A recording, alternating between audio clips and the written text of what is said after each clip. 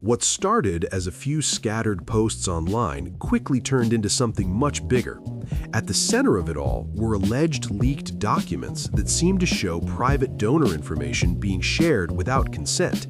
These weren't just random claims either. The screenshots spreading across social media appeared detailed enough to make people stop and pay attention. Names, donation patterns, and internal data were all supposedly part of the leak, and that's what made the situation feel serious. Almost instantly, people began asking how something like this could happen without donors knowing. For many, the idea that their personal information could be passed around behind the scenes was enough to raise alarms.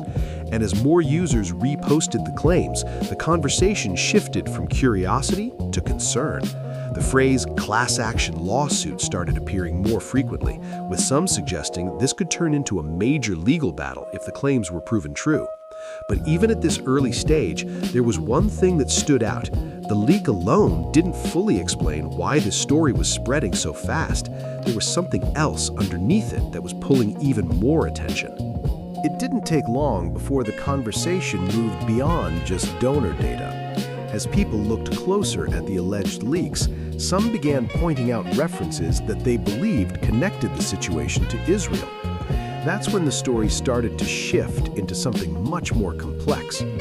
Online discussions began linking Erika Kirk to Israeli contacts, with some users claiming her past associations and political circles might explain these alleged connections. The timing only added to the intensity, as tensions in the region were already a major topic globally. Because the United States has historically maintained a strong alliance with Israel, any suggestion of crossover between American political organizations and foreign interests immediately raised eyebrows. And once those connections were even hinted at, people began stacking theories together. Turning Point USA's ties to major conservative figures, including Donald Trump, was suddenly being pulled into the conversation as well. What might have started as a data privacy concern quickly turned into a broader geopolitical discussion.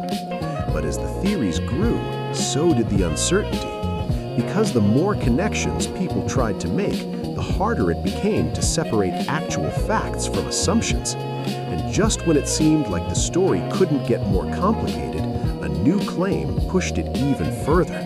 Just as the discussion around international connections was gaining momentum, another claim appeared that took the story in a completely unexpected direction. Posts began circulating online suggesting that flights connected to Erika Kirk had been tracked across dozens of locations, with some users claiming that Egyptian aircraft were monitoring those movements. The number alone caught people's attention, with some saying the tracking could have happened across nearly 70 different destinations. For many, that detail made the story feel almost unreal. At first glance, it sounded like something out of a movie, but that didn't stop it from spreading rapidly.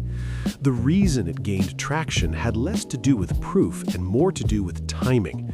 Given the long and complicated history between Egypt and Israel, some users immediately began speculating that if any monitoring had occurred, it could be tied to intelligence concerns. That's when the conversation started introducing even heavier ideas, with some people suggesting surveillance or deeper geopolitical involvement.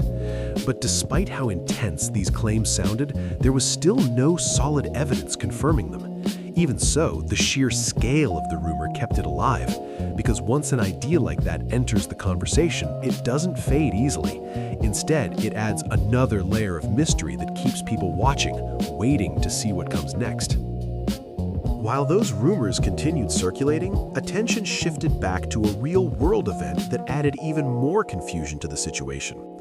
Reports began surfacing about a Christian media summit in Israel, where it was initially claimed that Charlie Kirk would be honored posthumously. According to those early reports, Erika Kirk was expected to accept the recognition on his behalf, possibly through a remote appearance. At first, this seemed like a straightforward announcement, but it didn't stay that way for long.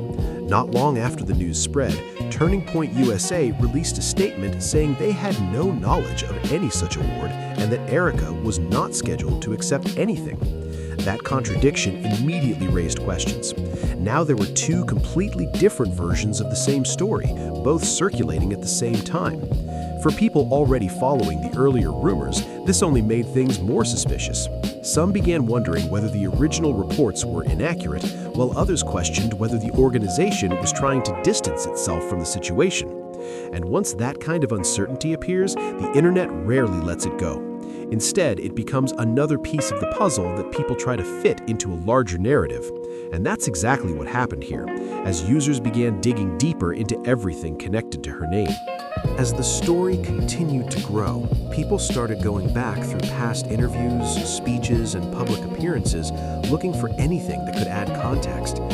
One of the most commonly referenced moments came from a televised town hall discussion where Erika Kirk spoke strongly against anti-Semitism and expressed support for Israel. Clips from that event began circulating again, with many users pointing to them as examples of where she stood publicly. In those clips, her message was clear and direct, emphasizing opposition to hate and support for Israel's position on the global stage. For some viewers, that was enough to reinforce the idea that her connections might go deeper than what was publicly known. But others pushed back, arguing that those kinds of statements are not unusual, especially among conservative political figures. They pointed out that expressing support for Israel or speaking out against anti-Semitism is a common stance and doesn't necessarily indicate anything beyond that. Still, once those clips re-entered the conversation, they became part of the growing narrative. And in situations like this, perception often matters just as much as proof. Because once people begin interpreting past statements through a new lens, those same clips can take on entirely different meanings. Just when it seemed like the story had reached its peak, another wave of claims began circulating that pushed things even further. Some posts started revisiting older rumors, including theories that attempted to link Israel to Charlie Kirk's death. These claims had surfaced before, but were now gaining renewed attention as people tried to connect them to the current situation. Alongside those rumors, another viral story claimed that Erika Kirk had been arrested while attempting to travel to Israel. The claim spread quickly, attracting millions of views and sparking intense debate. But when fact-checkers looked into it, they found no evidence to support the story. No arrest records, no official reports, nothing that confirmed it had actually happened. Despite that, the rumor didn't disappear. Instead, it continued circulating, fueled by people who were already convinced there was more to the story. This is where the situation showed how powerful online narratives can become. Even when claims are debunked, they can still persist if they align with what people already believe. And as more rumors piled on top of each other, the line between speculation and reality became harder to see. At this point, the story had grown into something much larger than the original leak. It now included international theories, conflicting reports, resurfaced clips, and viral rumors. But when stepping back and looking at what has actually been confirmed, the picture becomes much less clear. There has been no official lawsuit filed related to the alleged donor data leak. There has also been no public investigation confirming that any of the claims are true.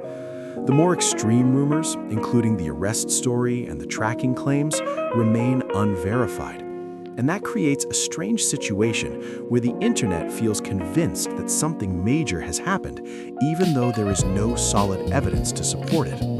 This gap between perception and reality is what keeps the story alive. Because as long as there are unanswered questions, people will continue searching for answers. Some believe this could still turn into a serious legal or political issue if new information comes out. Others think it may eventually fade as another example of how quickly speculation can spread online. But until something is officially confirmed, the situation remains in that uncertain space where anything seems possible. Looking at everything that has unfolded, it becomes clear that this story is no longer just about one person or one set of allegations. It has turned into a broader conversation about trust, privacy, and how information moves in the digital age. The original concern about donor data has now been overshadowed by larger questions about political influence and international connections. At the same time, the speed at which rumors have spread shows how quickly narratives can form when people are trying to make sense of incomplete information. Whether any of these claims turn out to be true or not, the impact is already visible. People are paying closer attention, asking more questions, and watching for any new developments. And that's what makes this situation so compelling, because it sits right at the intersection of real concerns and online speculation. If the allegations are ever confirmed, the consequences could be significant. But if they are not, this could become another example of how easily stories can spiral beyond the facts. Either way, the question remains open, and for now, people are still watching, waiting to see what happens next. Don't forget to support the channel by liking the video and subscribing. See you soon!